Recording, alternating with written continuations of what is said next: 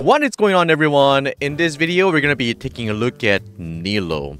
This is going to be our first impression video, and things could change as the time goes by, but look at that HP bar, dude. When it comes to how you'll be using NILOU, I will briefly explain about how her kits work without reading all those essays.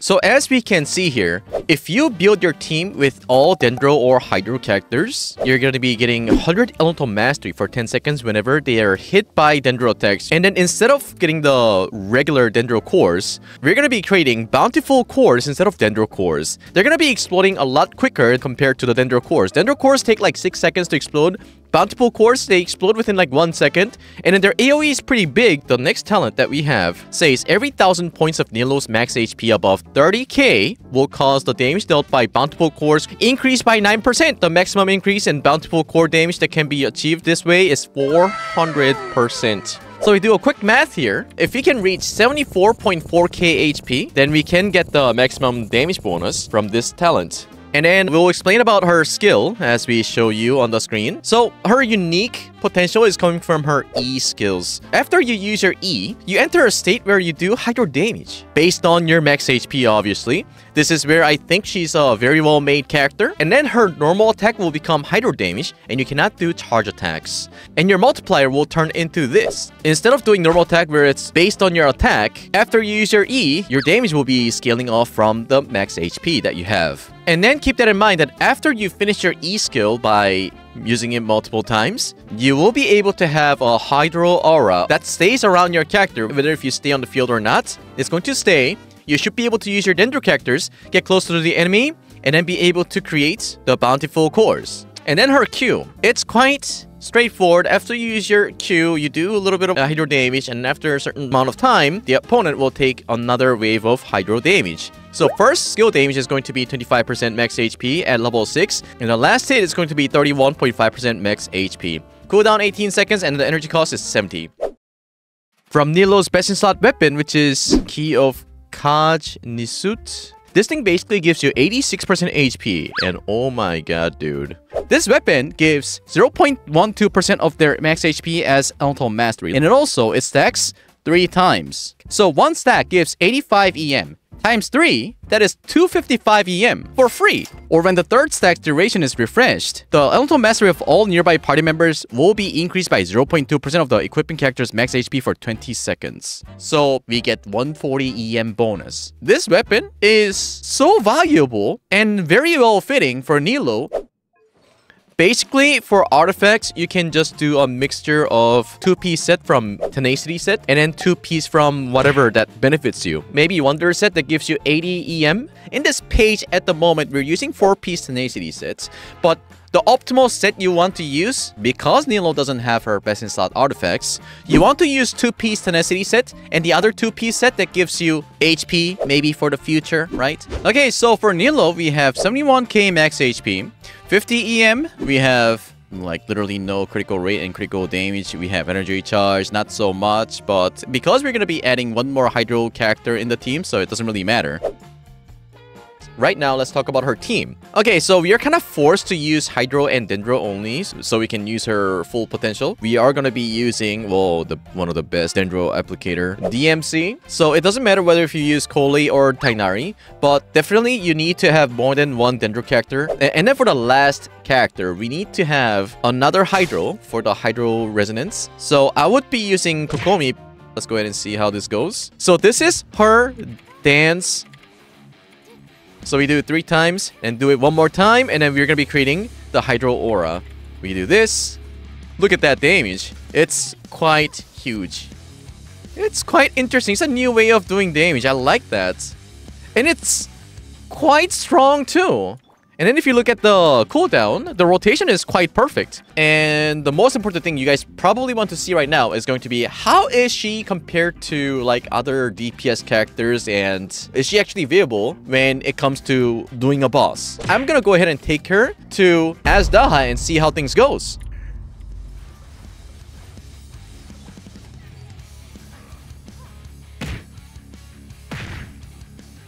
Okay, in terms of damage, I would say that was pretty good.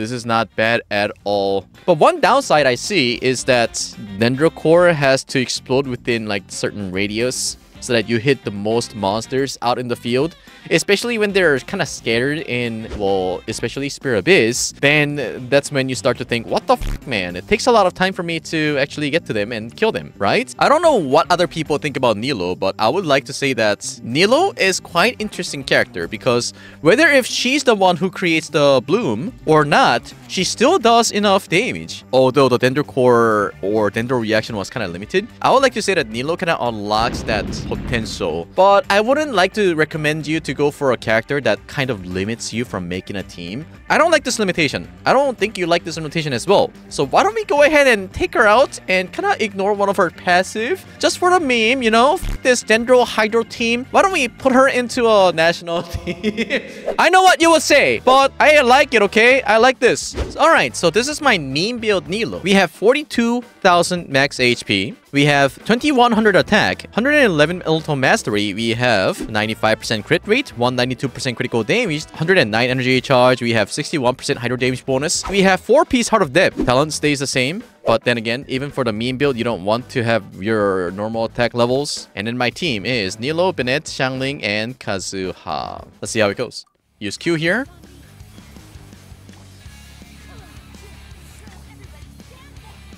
Do this. Oh, where are you going? I like this damage. Owie.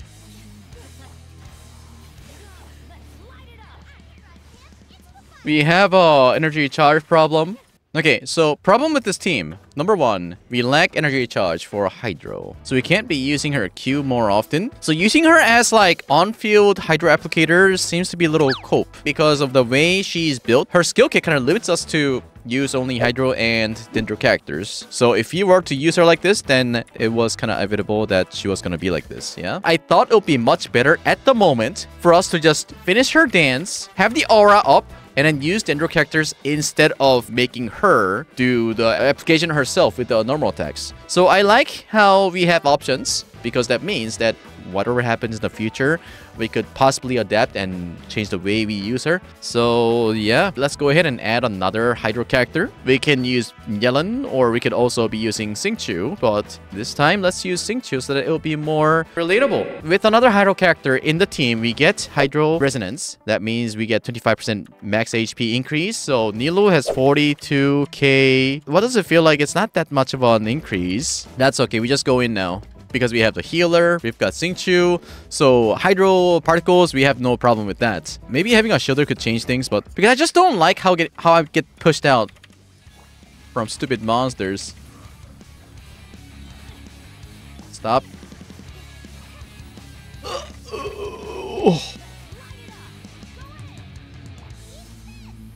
It is.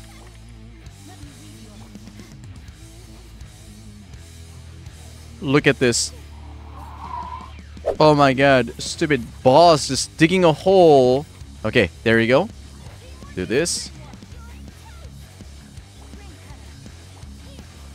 Stop.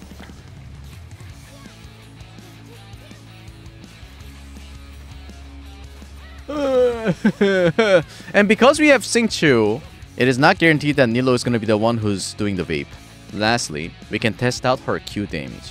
Do this and do that. 52k.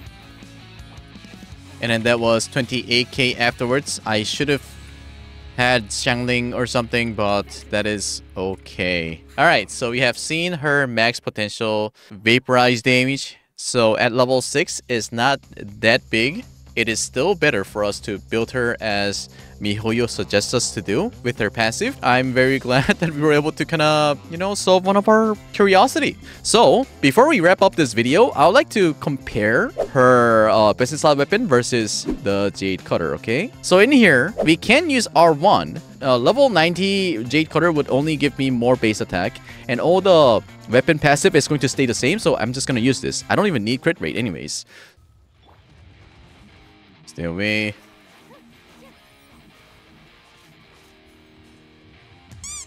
14k. Okay, so it is literally half the damage that I used to do. Let me quickly change the sword and take a look at that again. Ooh.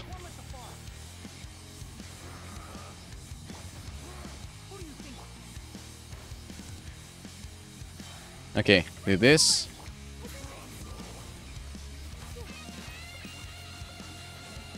So we have Elemental Mastery buff.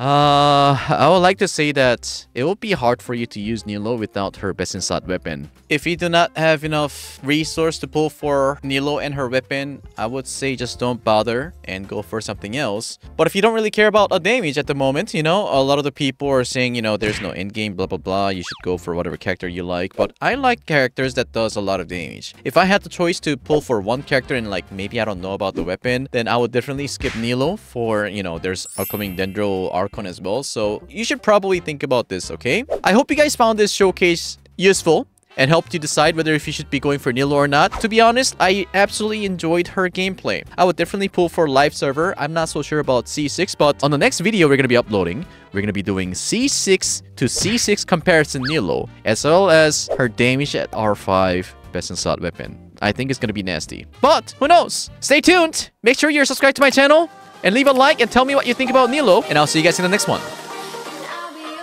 Adios.